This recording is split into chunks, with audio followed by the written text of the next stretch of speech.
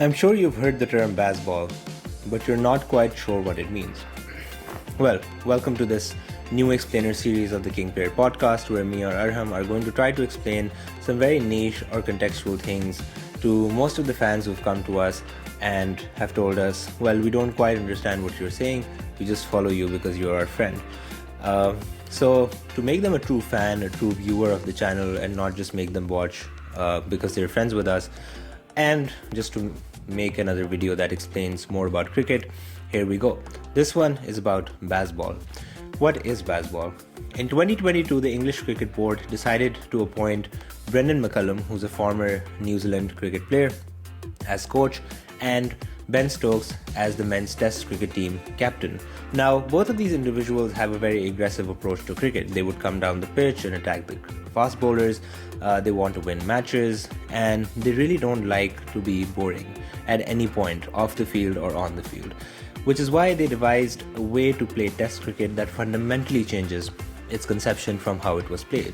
Usually, conventionally, test cricket is played simply, slowly, with patience, determination, and ends up being drawn because you play the 5 days out and there's no result.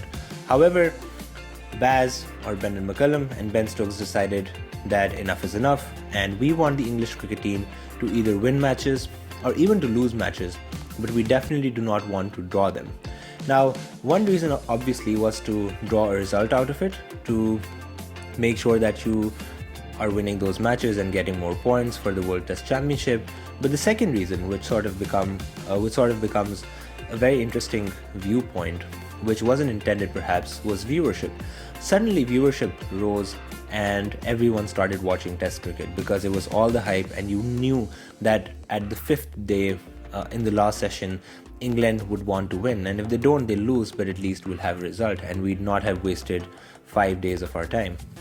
And with the shorter formats of the game really giving test cricket a tough time with viewership, Bazball ensured that test cricket re-emerges as this conclusive game and not something that is slow and for the old guard.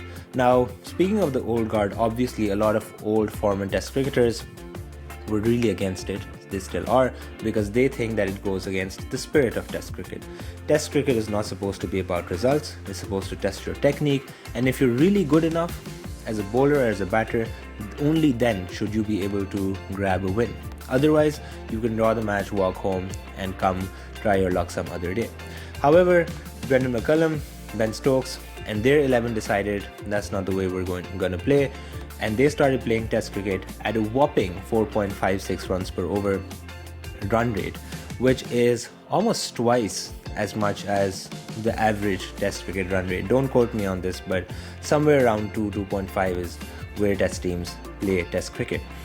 Now, there's a huge debate that this has sparked. Is Bazball beneficial to cricket?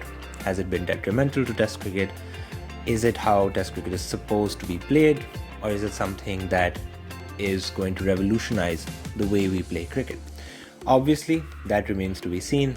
It's difficult to figure out right now whether Bazball has done more good or more harm to the game, especially to the test format. However, maybe 20 years down the line, we'll have a better idea of how things go. Until then, drop by in the comments and let us know what you think of Bazball and whether you think it's going to help or harm test cricket.